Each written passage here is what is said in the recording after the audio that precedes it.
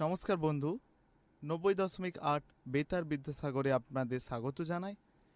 আমি আর যে সুমন চলে এসেছি আজকে আরও একটি নতুন পর্ব নিয়ে।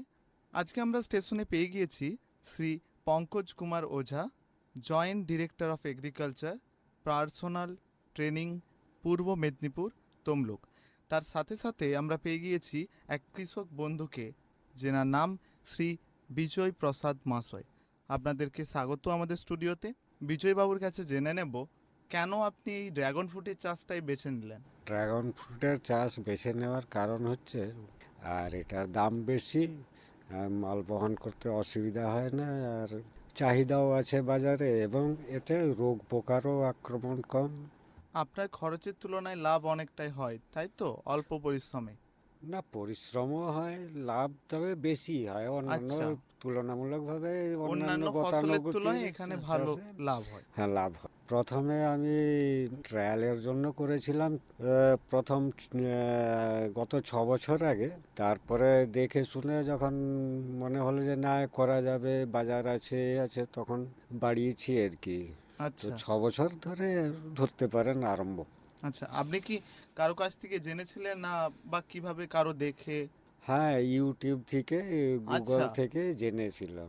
আচ্ছা, আপনি এই যে গাছটা চাষ করবেন তার চারা কোথা থেকে পেয়েছেন যদি বলেন? ওই নেট সার্চ করতে করতে ইন্ডিয়া মার্টে গেলাম। ইন্ডিয়া মার্ট থেকে আপনার বসিরহাটের একটা জয়ন্তদা এগ্রিকালচার নার্সারি আছে, আচ্ছা ওখানে যোগাযোগ করতে উনি বললেন যে হ্যাঁ দেবো। দিয়ে আচ্ছা, ওখান থেকে চারা পেয়েছি। চারা চারাটার ঠিক মূল্য কতখানি ছিল? চারার মূল্য আপনার 25 টাকা পার পিস। ডাল কেটে ওনারা আগে বসিলেন চারা, আচ্ছা শিকড় গজালে তারপরে ওনারা আমাদেরকে পাঠিয়ে দেন আচ্ছা, কুরিয়ারেও। এখন হয়তো দামটা অনেকটা বেড়েছে। বেড়ে গেছে, হ্যাঁ। আচ্ছা, এটা লাগানোর পদ্ধতিটা যদি একটু বলেন। আপনার ওই প্রথমে তো পিলার তৈরি করতে হবে 6x6-এর। আচ্ছা কংক্রিটের পিলার করলে ভালো। হুম তার উপরে একটা 2x2-এর ট্রিল বসবে। আচ্ছা আর তারপরে খুঁটোটা, এই পিলারটা বসালেন। হুম পিলারটা বসাতে হবে সারি থেকে সারি 10 ফুট, হুম আর পিলার থেকে পিলার 8 ফুট। আচ্ছা এবারে পিলারটা বসানোর পরে আপনি যে খুঁটির চারধারে 4টি চারা পুঁতে দেবেন। এবারে ও আস্তে আস্তে সে যত্ন করলে, সার জল পেতে থাকলে বাড়তে থাকবে, আর ও ক্রমশ খুঁটো ধরে পিলার ধরে উঠবে। আর ওই আপনার নরম দড়ি দিয়ে হুম বেঁধে বেঁধে তুলতে হবে গাছটিকে। আচ্ছা, মানে পুরোটা একটা খাঁচার মতো করা থাকবে উপরটা? হ্যাঁ, ট্রিল বলে, গোল আচ্ছা, থাকবে বা চারকোনা। কি তার বলা হয় যদি আরেকবার বলেন? ট্রিল, ইংরেজিতে ট্রিল বলে। আচ্ছা, তো এটা কি লাগানোর পরে জল বা কিছু এরকম দিতে হয়, জলের পরিমাণটা? ড্রাগন গাছে সাধারণত জল বেশি লাগে না, আর আচ্ছা কমও না। যদি আচ্ছা কম দেন তাহলেও গাছ খারাপ হবে।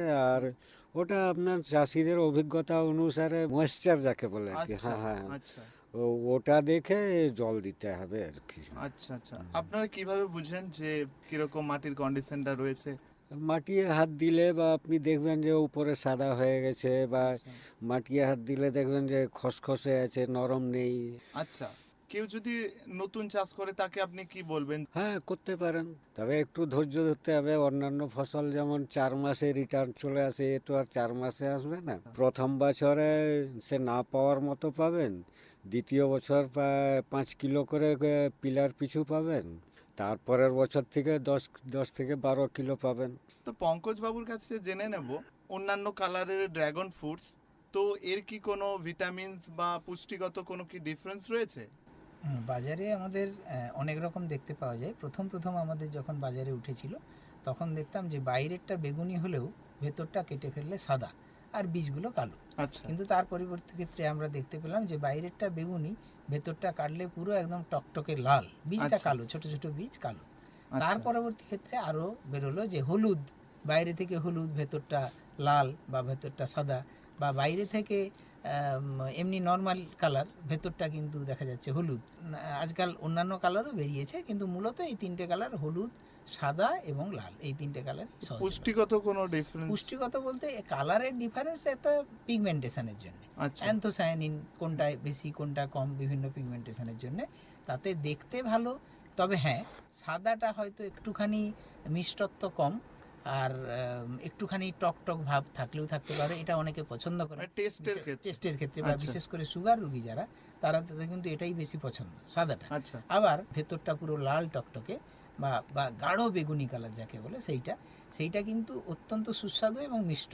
তো যারা সুগার রোগে আক্রান্ত তাদের ক্ষেত্রে বলাই চলে যে এটা খেলে আপনারা উপকৃতই হবেন। অবশ্যই, শুধু সুগার রোগী নয়, এই ড্রাগন ফ্রুটটা বেশি করে চালু হওয়ার কারণটাই হচ্ছে এইটা। ড্রাগন ফ্রুটটা যখন আসে, খাওয়ার পরে অনেকেই উপকৃত হয়েছেন, এরকমও মানে প্রচারিত হয়েছে আচ্ছা। যে যার ক্যান্সার আছে, ক্যান্সারের প্রাদুর্ভাব আস্তে আস্তে আচ্ছা, কমছে। তাই? হ্যাঁ, অ্যান্টিঅক্সিডেন্ট প্রচুর পরিমাণে আছে এর মধ্যে, ফ্ল্যাভোনয়েডস আছে, ফেনোলিক অ্যাসিড আছে, বিটাসায়ানিন আছে, ভিটামিন সি প্রচুর পরিমাণে থাকার ফলে এগুলো এমনিতেই কিন্তু আর আরেকটা হচ্ছে ফ্যাট ফ্রি, আর ফাইবার কন্টেন্ট এত বেশি, তার ফলে সুগার রোগী থেকে যে কোনো রোগী এটা খুব ভালো করে খেতে পারেন। চুলের ক্ষেত্রেও ভালো, ত্বকের ক্ষেত্রেও ভালো। এটা তো একটা ক্যাকটাস। আচ্ছা। ক্যাকটাস মানে হাড়ি ফসল। হাড়ি ফসল মানে যে ফলটা উৎপন্ন হবে সেটাও হাড়ি হবে, সেটা যে খাবে সেও হাড়ি হবে, এটাই নিয়ম। আচ্ছা। সেই কারণে এটা বেশ প্রচলিত হয়েছে। আচ্ছা, তো বিজয় বাবুর কাছে এই প্রশ্নটা থাকবে আমার এখন, যে এই যে ফলটা আসতে কতদিন টাইম লাগে গাছটা রোপণ করার পর? গাছ রোপণ করার 1 বছর পরে কিছু ফল পাওয়া যায়, তারপরে দ্বিতীয় বছর থেকে আপনি মাঝারি ফল পাবেন, আচ্ছা। আর তৃতীয় বছর থেকে পুরো ফল পাওয়া যাবে। গাছের বিস্তার যেমন হবে সেভাবে ফলন হয়। গাছকে কেমন খাবার দিচ্ছি, আচ্ছা। আর সবচেয়ে বড় কথা ওই যে চারাটা কোনো বীজ নয়, বীজ থেকে হয় না, কাটিং থেকে হয়। কাটিংটা থেকে করছি, এটা হচ্ছে খুব অভিজ্ঞতার ব্যাপার। হুম। কোন জায়গা থেকে কাটিংটা নিচ্ছি হুম। তার উপরে ডিপেন্ড করবে আপনার চারাটা কেমন হবে, আচ্ছা। আর গাছটা কেমন হবে, কতদিনে ফলন দেবে। আচ্ছা। আর দ্বিতীয় হচ্ছে পরিচর্যা। একটা হচ্ছে চারার কোয়ালিটি, কাটিংয়ের কোয়ালিটি, আর একটা হচ্ছে পরিচর্যা। এই দুটো যদি ঠিকঠাক করতে পারি, আপনি প্রথম বছরেই ফল পাবেন। যদি ঠিকঠাক না করতে পারি, দ্বিতীয় বছরে ফল পাবো। সুতরাং পুরোটাই নির্ভর করছে আপনার পরিচর্যার উপরে। যত ভালো পরিচর্যা করব, তত এই ভালো ফলন। আচ্ছা পঙ্কজ বাবু, একটা কৃষক যখন একটা দোকানে এই চারাটা কালেক্ট করতে যাবে, সে কিভাবে বুঝবে যে এর গুণগত মানটা ভালো? এমনি দেখে বোঝার খুব একটা উপায় থাকে না, এর আচ্ছা। জন্য অভিজ্ঞতা দরকার। বেস্ট হচ্ছে কোনো দোকানে না কিনে, যিনি কৃষক চাষ করছেন আচ্ছা। তার জমিতে সরাসরি গিয়ে দেখে কোন চারাটা ভালো হবে দেখে তিনি নিতে পারেন। আচ্ছা, মানে সেক্ষেত্রে এখন তিনি যিনি ঠকবেন না। এই ড্রাগন চাষটার সাথে যুক্ত, ওনার কাছ থেকেই আমরা স্যাম্পলটা কালেক্ট করে নিয়ে আবার অন্য কোথাও করব। হ্যাঁ, আচ্ছা। চারা অবশ্যই যিনি চাষ করছেন তার কাছ থেকে সংগ্রহ করাটা বুদ্ধিমানের কাজ। আচ্ছা, মানে সেক্ষেত্রে ভালো হয় যে এক চাষি বন্ধু আরেক চাষি বন্ধুর কাছ থেকেই চারাটা কালেক্ট করে তিনি আবার তার মতো করে চাষ করবেন, এবং অবশ্যই সেটার গুণগত মান ভালো হবে সেক্ষেত্রে। গুণগত মান ভালো হবে এবং তার কাছ থেকে পরামর্শটাও নিতে পারবে ভালো করে, তিনি আচ্ছা। যেহেতু চাষটা এত বছর ধরে করছেন। আচ্ছা। আচ্ছা বিজয় বাবু, এই যে আপনি বললেন যে ফলের পরিমাণটা সময়ের সাথে সাথে বাড়তে থাকে ফলনটা, তো সেক্ষেত্রে এই যে ফলনটা বাড়ানোর জন্য কি আপনি কিছু পেস্টিসাইড বা কিছু সার ব্যবহার করেন? পেস্টিসাইড লাগে না সাধারণত, পিঁপড়ের উপদ্রব হয় একটু, আর এই পোকামাকড় এমন কিছু উপদ্রব হয় না। আপনি কি ব্যবহার করেন এর ক্ষেত্রে সারের আমি হিসাবে? ওই পিঁপড়ে মারার জন্য ওই ডাস্টবান ব্যবহার করি মাটিতে, আচ্ছা। বা এই আলে টালে যেখানে পিঁপড়ে থাকে ওখানে দিয়ে দিলে পিঁপড়ে মরে যায়, আচ্ছা, আর এমন কিছু লাগে না। তো আর এক্ষেত্রে এই এফেক্টটা বেশিরভাগ পিঁপড়েরই হয়। হ্যাঁ, আর খুব ওয়েদার গন্ডগোল হলে হলে আপনার ধসার প্রকোপটা আসে, তো প্রথম আসবে না, দ্বিতীয় তৃতীয় বছর থেকে বা চতুর্থ বছর থেকে ধসার প্রকোপ আসে। মানে কিভাবে বুঝেন যে ধসা লেগেছে? ওটা তো সাধারণত দেখলেই বোঝা যায় যে কালো কালো ছোপ দাগ হয়ে ওটা গেছে। কি গাছের মধ্যেই দাগটা হয়ে যায়? হ্যাঁ হ্যাঁ, ওই পাতা, গাছ আর পাতা তো ওর একই। আচ্ছা। এবারে বুঝবেন যে দেখবেন যে ও কালো কালো ছোপ ছোপ দাগ হয়ে গেছে, বা এই যে গ্রীষ্মকাল গেল, হুম। এখানে কিন্তু সে ফস্কার মতো, মানুষ যেন পুড়ে গেলে ফস্কা হয় সেই রকম হয়ে গেছে, জল জমে গেছে। হুম। তখন ওই বিভিন্ন ধরনের আপনার ফাঙ্গিসাইড আছে, ওগুলো ব্যবহার করতে হয়। আচ্ছা, আপনি কি ব্যবহার করেন যদি ধসা লেগে থাকে? হুম। এরকম কি হয়েছে কোনোদিন হ্যাঁ আপনার? হ্যাঁ হ্যাঁ, কি ব্যবহার করেছেন তখন? আমি তো এই ব্লাইটক্স, তারপরে আপনার ওই সাফ বলে একটা ওষুধ আছে, আচ্ছা। ক্রিল্যাক্সিল, অল্টারনেটিভ করেছি আর কি। আচ্ছা, ওটা থেকে দমন করার জন্য আপনি ফার্টিলাইজার থেকে যে কোনো একটা নিয়ে ফার্টিলাইজার নয়, ওটা ফাঙ্গিসাইড। ফাঙ্গিসাইড। আচ্ছা হ্যাঁ। আচ্ছা পঙ্কজ বাবু, উনি যে বললেন যে এরকম যে কোনো একটা মেডিসিন ইউজ করেছেন, সো এক্ষেত্রে কি কোনো জৈব সার ব্যবহার করা যায় না? না, ব্যাপারটা অন্যরকম। একটা হচ্ছে আমার গাছের রোগ হয়ে গেছে তখন ব্যবহার করা, আরেকটা হচ্ছে যাতে রোগ না আসে সেই তার ব্যবস্থা নেওয়া। আচ্ছা এইটা হচ্ছে, যেহেতু এটা তো একদিনের ফসল নয়, ধান 3 মাসে 4 মাসে কেটে ফেলতে পারছি। আচ্ছা। এটা কিন্তু একটা জমিতে একবার লাগানো মানে অন্তত 15 বছর সেই গাছটা থাকছে। আচ্ছা, গাছটা 15 বছর গাছটা জীবিত 15 বছর থাকবে? থাকছে, 15 বছর পর্যন্ত ফল দিতে শুরু করবে, ফল দিতে থাকবে, তারপর কিন্তু আস্তে আস্তে কমে যাবে, রোগ পোকার প্রাদুর্ভাব আচ্ছা বেড়ে যাবে। আচ্ছা এইবারে যেহেতু অনেক দিন ধরে আমার জমিতে গাছটা থাকবে, আচ্ছা। আর তখন তো আমার মাটি পরিচর্যা করার খুব একটা সম্ভাবনা থাকবে না। হুম। সেই জন্যে প্রথম থেকে আমি যদি উদ্যোগ না নিই যে আমি এই জমিটায় ড্রাগন ফ্রুট চাষ করব, এইটা এতদিন থাকবে, সুতরাং সেই জমিটাকে, মাটিটাকে স্ট্রং করতে হবে। সেইটা কি করে করা যায় আগে জেনে নিয়ে, যেমন আগে ধরুন, থেকে মাটিটা তৈরি করে আগে নেব, থেকে প্রস্তুতি মানে নিলে সেক্ষেত্রে হয়তো নাও প্রয়োগ করতে নাও হতে পারে প্রয়োগ করতে হতে কীটনাশক। পারে। প্রথম কথা হচ্ছে, উনি বললেন যে ক্যাকটাস জাতীয় ফসল বলে এটাতে রোগ পোকা সাধারণত আসে না। হুম।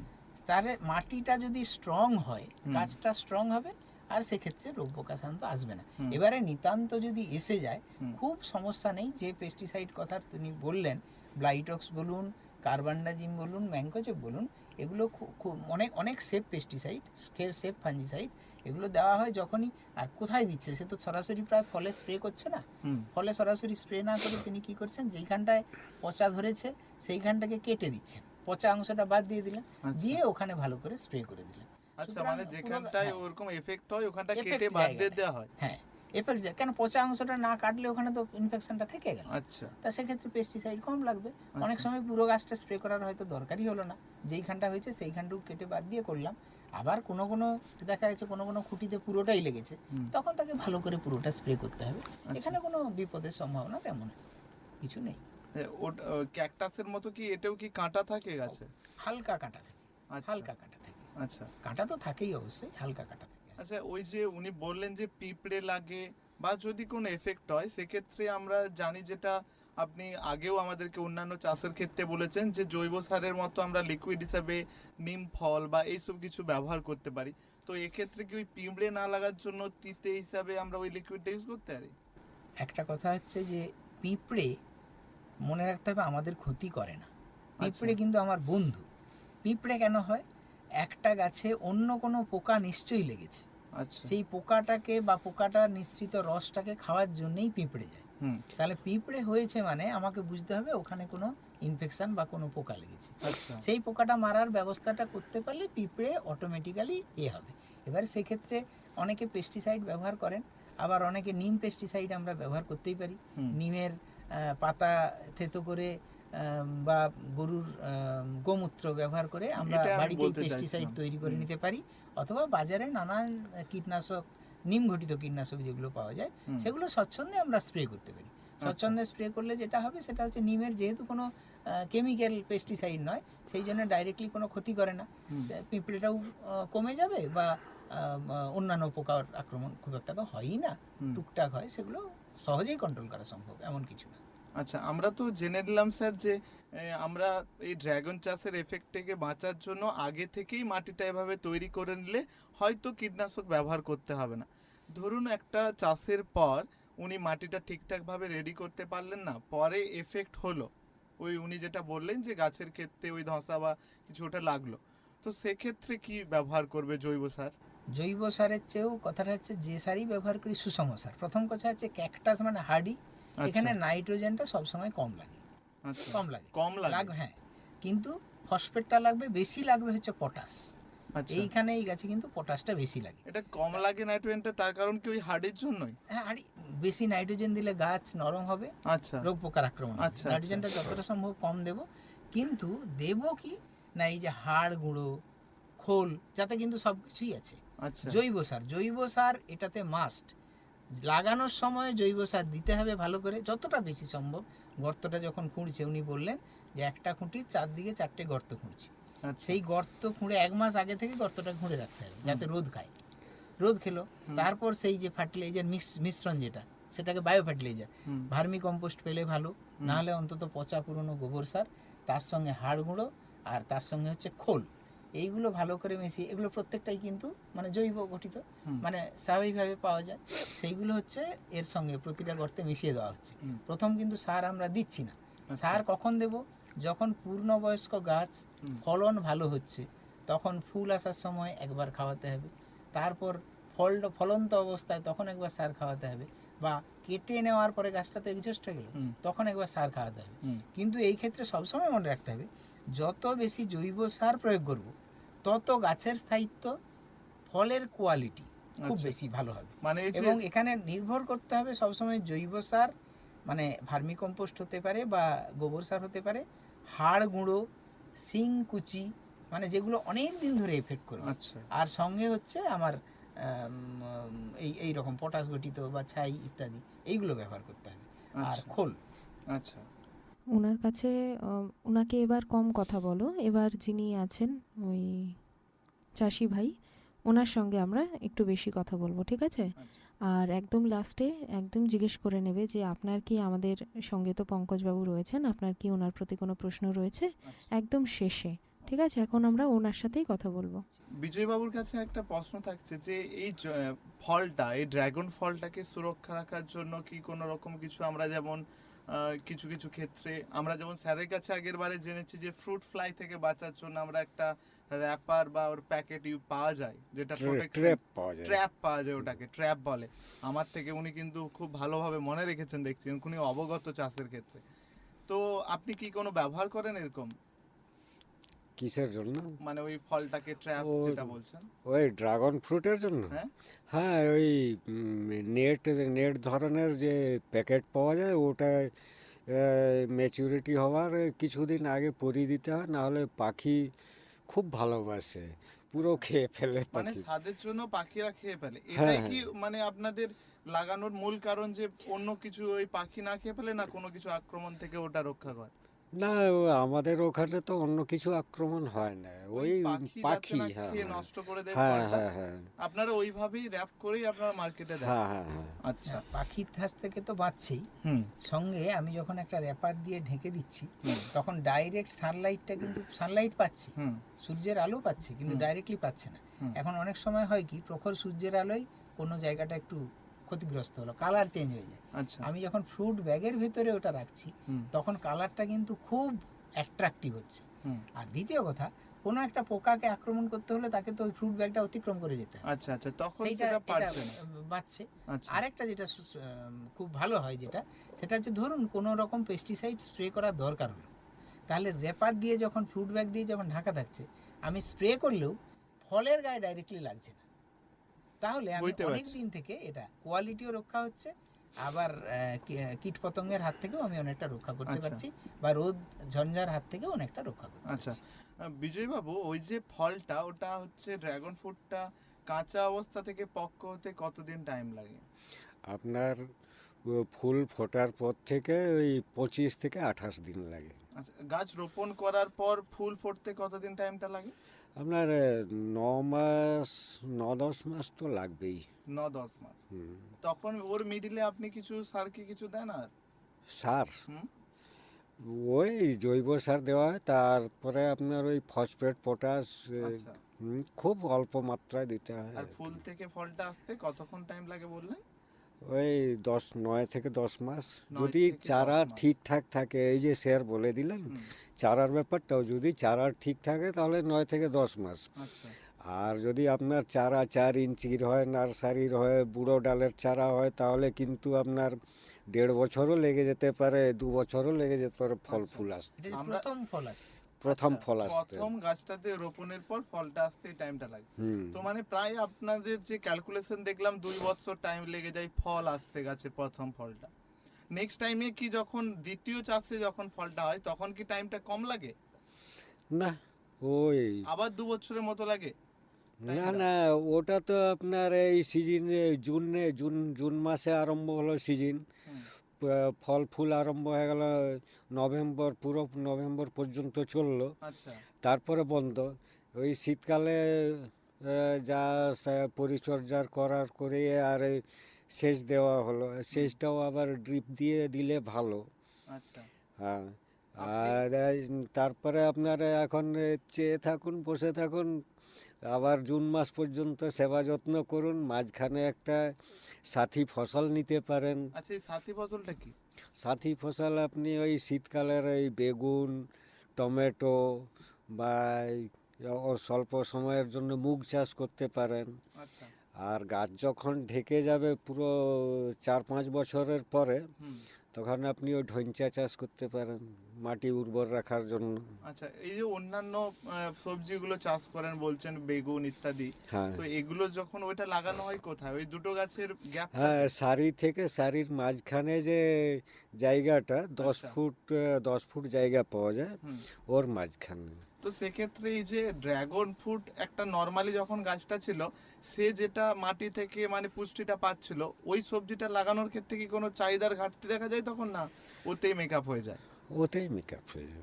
ও ক্ষেত্রে ওখানে কোনো কিছু আপনি সার ব্যবহার করেন কে ওই সবজিটার ক্ষেত্রে? না। হ্যাঁ, না, সবজির জন্য আলাদা করে সার জৈব সার ব্যবহার করতে হয়। আচ্ছা, তার এফেক্ট কোনো এই ড্রাগন ফ্রুটসে পড়ে না? বেগুন চাষ করলে কিন্তু পড়ে। কিরকম? ওই বেগুন চাষে তো প্রচুর পোকামাকড় হয়। আচ্ছা। এবারে সেই পোকামাকড় আপনার ওই ড্রাগন গাছের ড্রাগন গাছে- ডগায় চলে যাবে আর সেই নরম ডগাটি খেয়ে ফেলবে, তখন মানে আপনি বেশিরভাগ পিছিয়ে ওই যাবেন। গাছের ডগাতেই হ্যাঁ, effect হ্যাঁ, করে। হ্যাঁ। আর ড্রাগন গাছের ডগায় একটা মধু মধু ভাব থাকে, আচ্ছা। ওই জন্য সে কালো বড় পিঁপড়ে বা ও মধু খেতে যায়, দিয়ে ডগাটিকেও খেয়ে ফেলে। আচ্ছা, এ- এক্ষেত্রে কি ব্যবহার করেন যখন ওরকম হয়? ওই যে বললাম, ডার্সবান জাতীয় গ্যামাক্সিন জাতীয় জিনিস, বা যেখানে পিঁপড়ের বাসা আছে ওখানে ভিজিয়ে দিলাম মাটি ডার্সবান দিয়ে, হুম। ও বাসাটায় বেঁচে থাকে, অল্প স্বল্প থাকে আর কি। সুমন, ওই জিজ্ঞেস কর যে আচ্ছা আমরা ড্রাগন ফ্রুটের মধ্যে যে ছোট ছোট কালো কালো দানা দেখি, ওগুলোই তো বীজ। এত পরিমাণ বীজ হয়, তাহলে চাষের জন্য বোধহয় অন্য কিছু বলেছিল, বীজ পোতার জায়গায় বোধহয় কাণ্ড পোতা বা এরকম কিছু একটা বোধহয় বলেছিল, আমার মনে নেই। তাহলে জিজ্ঞেস করবি তাহলে আমরা বীজ কেন পুঁতছি না এক্ষেত্রে, Okay, মানে জিজ্ঞেস করতে পারিস। okay, okay. এই ড্রাগন ফ্রুটটাতে বিজয়বাবু, আমরা দেখি যে ওটা কাটলে ভিতরে একটা কালো কালো ছোট দানা পাওয়া যায়। হুম, হুম, তো এটা কি ওই ফলটার বীজ? হ্যাঁ, অবশ্যই বীজ।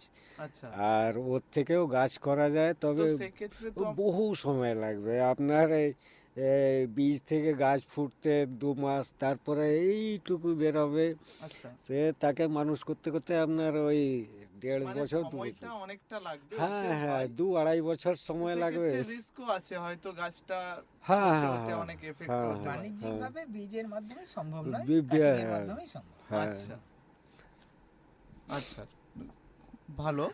তো এই গাছটা আপনারা যে লাগাচ্ছেন, আপনি বললেন বেগুন চাষের ক্ষেত্রে এরকম একটা এফেক্ট আপনারা পান, যা ক্ষেত্রে সেটা এফেক্ট করে ওই গাছের ডগাতে, সেক্ষেত্রে আপনি কোনো পেস্টিসাইড ইউজ করে থাকেন। এছাড়া অন্য কোনো সবজি চাষ করলে যেটা? টমেটো চাষ করলে কম হয়। আচ্ছা। আর আপনি যদি হলুদ করতে পারেন, হলুদ? হলুদ, আচ্ছা। তাহলে কোনো কিছুই লাগবে না। আচ্ছা, হলুদের ক্ষেত্রে তো আমরা যেটা পাই মাটির নিচে, তো হলুদটা যখন হয়ে যায়, সেটা যখন কালেক্ট করব, তো গোড়াটা তাড়তে হচ্ছে। হুম। সেক্ষেত্রে তো ড্রাগন ফ্রুটসের যে না, না, গাছগুলো রয়েছে- আপনার ওই তো ভুল ধারণা। আপনার ওই তো সাইডে তো 10 ফুট জায়গা আছে, আপনি আচ্ছা। 2 ফুট জায়গা ছেড়ে দেন, 8 ফুট মাঝখানে সারিতে জায়গা আচ্ছা। পাচ্ছেন।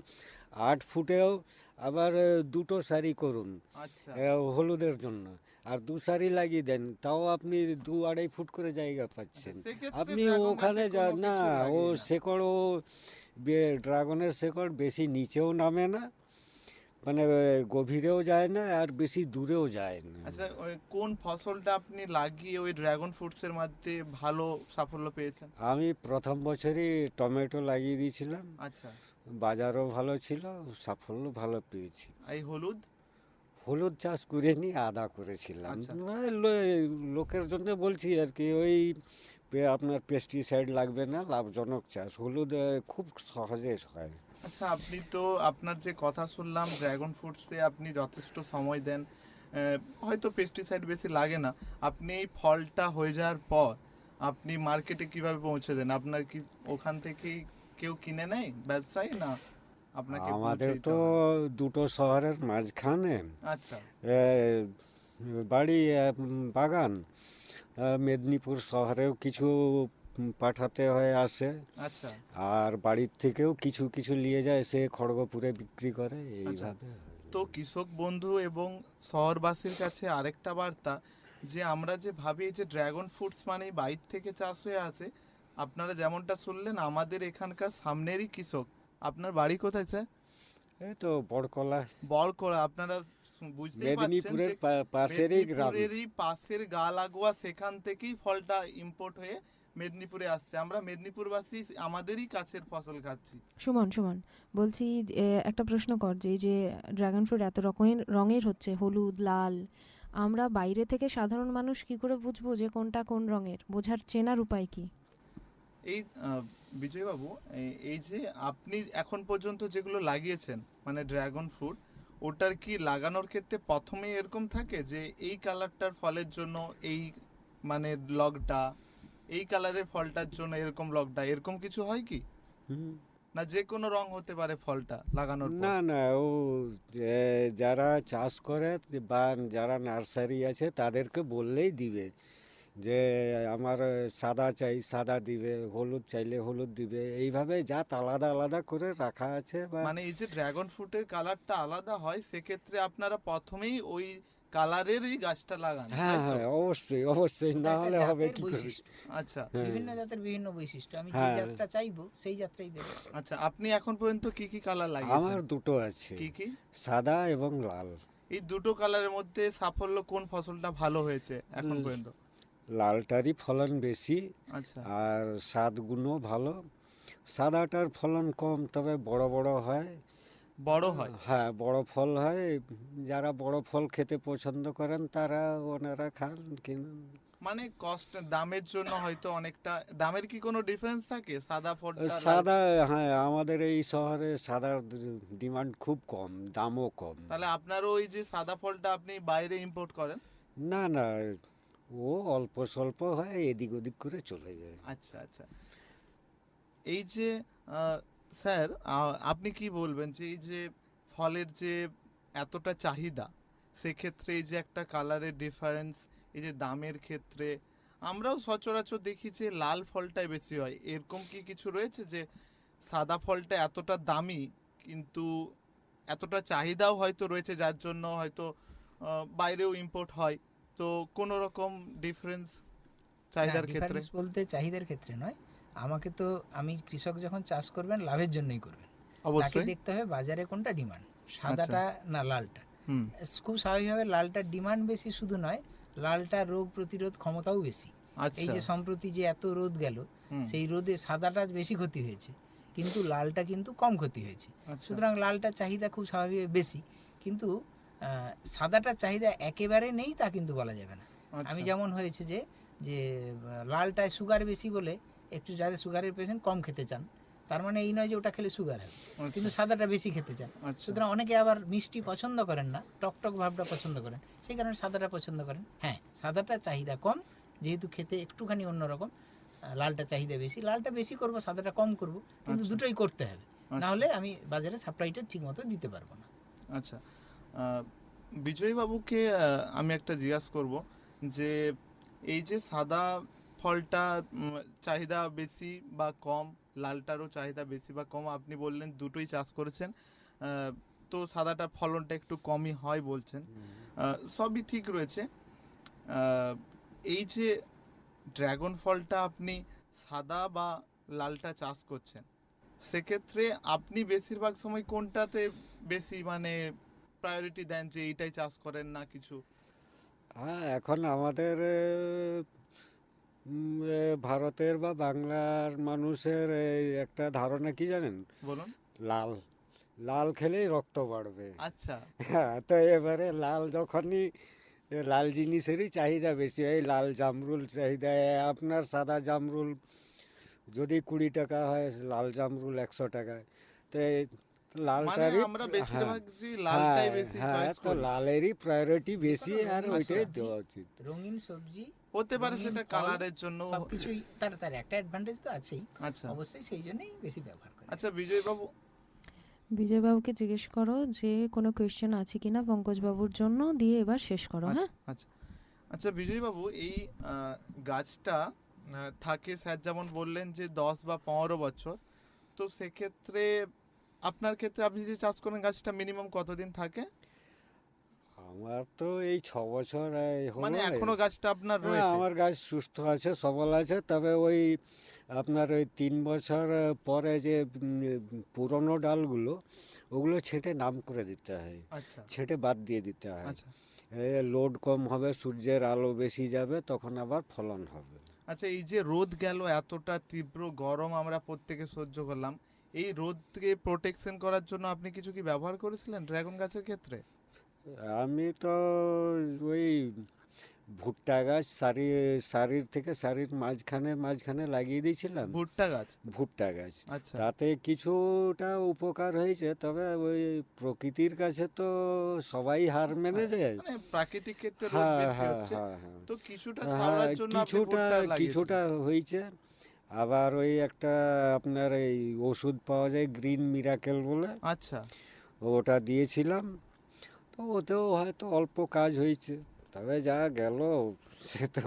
আচ্ছা, সে আমরা মানুষই সহ্য করতে পারছি না, গাছের ক্ষেত্রে তো এফেক্ট হতেই পারে।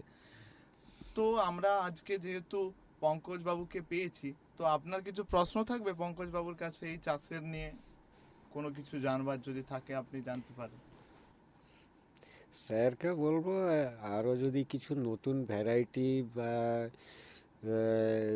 উন্নত মানের জাত যদি কোথাও পান আমাদেরকে যদি জানান এটা তাহলে কি ভালো ড্রাগন হয়। ফলেরই না অন্য কোনো চাষে? ড্রাগন ফলেরই। আচ্ছা, এখন ড্রাগন তো ফলেরই যদি কোনো- হ্যাঁ, বহু জাত বেরিয়েছে এখন, আমেরিকান পার্পল আর সি ভ্যারাইটি আর কি কি সব আছে স্যার বহু। আপনি কি বলবেন যে ওই যে প্রজাতি কিছু রয়েছে বা যেগুলো এখানে চাষ করা যাবে কিনা? সমস্ত প্রজাতি আমাদের এখানে চাষ করা যাবে, কিন্তু যে কোনো নতুন জিনিস প্রথমে এ করতে হলে আগে মানুষকে জানাতে হবে। আচ্ছা যেমন ড্রাগন তো আগে জানতো না, হুম। ড্রাগন খেতে আস্তে আস্তে শিখেছে, এখন বাজারে প্রায় সর্বত্রই পাওয়া যায়, মানুষও খেতে শিখেছে, চাহিদাও বেড়েছে। হুম। তেমনি নতুন নতুন যে প্রজাতিগুলো আসছে সেগুলো এখনই হয়তো সহজলভ্য নয়, কিন্তু আস্তে আস্তে আসবে, মানুষ খেতে শিখবে, চাহিদা বাড়লে আমরা এইসব সরবরাহ এমনিতেই আসবে, করতে থাকবো আমরা, অসুবিধা নেই, আচ্ছা স্যার, কৃষকরাও আপনি পাবেন। এই ড্রাগন ফলের আর কিছু গুণাগুণ নিয়ে কিছু বলবেন বা ড্রাগন কিছু- ফ্রুটের গুণাগুণ আমি আগেই বলেছি, হুম। কিন্তু যেটা খেয়াল রাখার দরকার যে এটা কিন্তু একদিনের ফসল নয়, 15 বছরের ফসল, আচ্ছা তাই না? তা সুতরাং জমিতে এতদিন থাকবে হুম। এবং এই খুব প্রখর রৌদ্রে এবছর যেটা হলো তাকে রক্ষা করতে হবে, আবার মাটির কোয়ালিটি রক্ষা করতে হবে, আচ্ছা আবার এদিকে খেয়াল রাখতে হবে যে ফার্টিলাইজার, রাসায়নিক সার বেশি ব্যবহার করা যাবে না, হুম। করলে রোগের প্রকোপ বাড়বে। হুম। সেই কথা মাথায় রেখে আমাকে প্রথম 3 বছর হয়তো আমি সাথী ফসল চাষ করলাম, উনি যেমন বললেন, হুম। টমেটো, বেগুন, লঙ্কা, আদা, হলুদ ইত্যাদি চাষ করলাম, হুম। কিন্তু 3 বছর পরে, 4 বছর পরে কিন্তু তখন মাঝখানটা আর ফাঁকা প্রায় থাকবে না, মানে সেই জন্য ওর ডালটা চারিদিকে চারিদিকে ছড়াবে। ছড়িয়ে পড়বে, হুম। তখন কিন্তু আমি আর সাথী ফসল খুব একটা পারবো চাষ না করতে হয়তো, পারবো মানে না। প্রথমের দিকেই করলে কিন্তু করা সেক্ষেত্রে যাবে। যেটা উনি একটা পদ্ধতি করেছেন, যেটা হচ্ছে দুটো লাইনের মাঝখানে এক সারি লাগিয়ে দিয়েছেন, ভুট্টা গাছ ভুট্টা লাগিয়ে লাগিয়ে দিয়েছেন। দিয়েছে। কিন্তু সেইটার পরিবর্তে আমরা যদি ভুট্টা গাছ লাগালেও খুব ভালো, যদি ধনচে গাছ লাগাতে পারি, আচ্ছা ধনচে সিম্বি গোত্রীয়, হুম। তাহলে গাছকে দুদিক থেকে ছায়াও করবে, আবার ধনচের জালটা যখন কেটে দিচ্ছি তখন কিন্তু ওটা মাটির সঙ্গে মিশিয়ে দিলে জৈব সারও যুক্ত হচ্ছে, আবার মালচিং হিসাবে কাভার ব্যবহার হচ্ছে।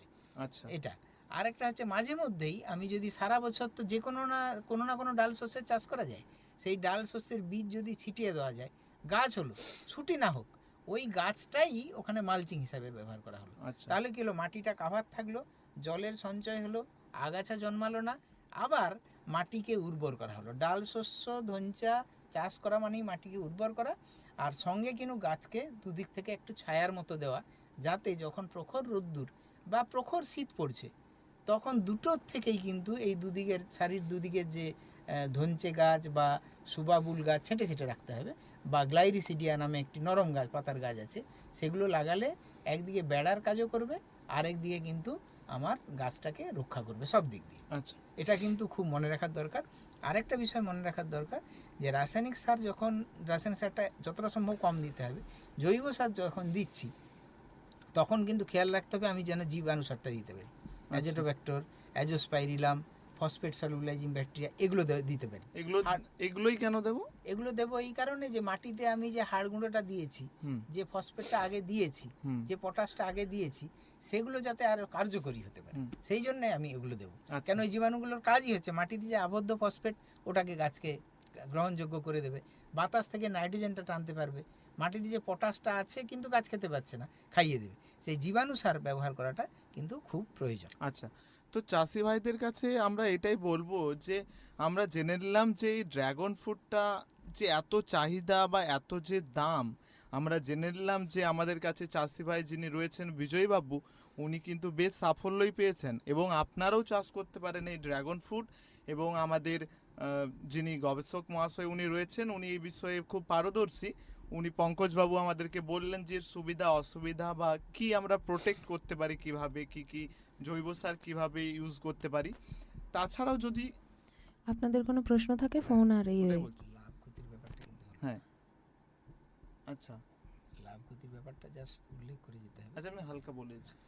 তো আমরা যেমনটা শুনলাম যে বিজয়বাবু বললেন যে বেশ ভালোই লাভ পাচ্ছেন, খুব কম না। যেহেতু এই চাষটাও আবার কিন্তু একটা মজার বিষয়, যেমন ধান আমরা লাগিয়ে আবার কেটে নিচ্ছি, এটা একবার রোপণ করলেই কিন্তু প্রায় দীর্ঘ সময় রয়ে যায়, প্রায় 10-15 বছর, সময়টা কিন্তু অনেকই।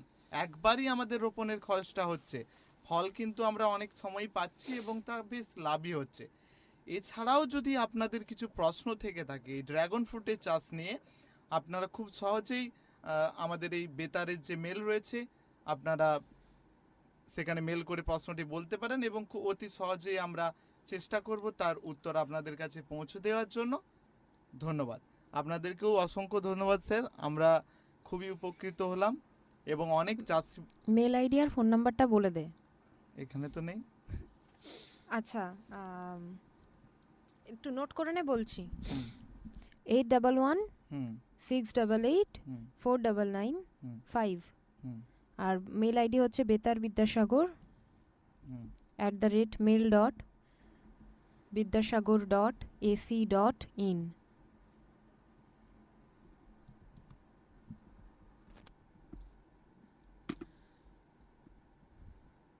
কৃষক বন্ধুদের কাছে আরও একটি আমাদের আবেদন যে তোমাদের কিছু যদি প্রশ্ন থেকে থাকে এই ড্রাগন ফ্রুটের চাষ নিয়ে, তো আপনারা সরাসরি আমাদেরকে এই নাম্বারে কল করতে পারেন। নম্বরটি হলো 8116884995। আরও একবার বলেছি, 8116884995। এছাড়াও আপনারা মেল করে পাঠাতে পারেন। ইমেল আইডিটি হলো betarvidyasagar@mail.vidyasagar.ac.in, betarvidyasagar@mail.vidyasagar.ac.in। ধন্যবাদ স্যার, আপনাদেরকে পেয়ে খুব চাষি ভাইরা উপকৃত হলেন। ধন্যবাদ। নমস্কার। ধন্যবাদ।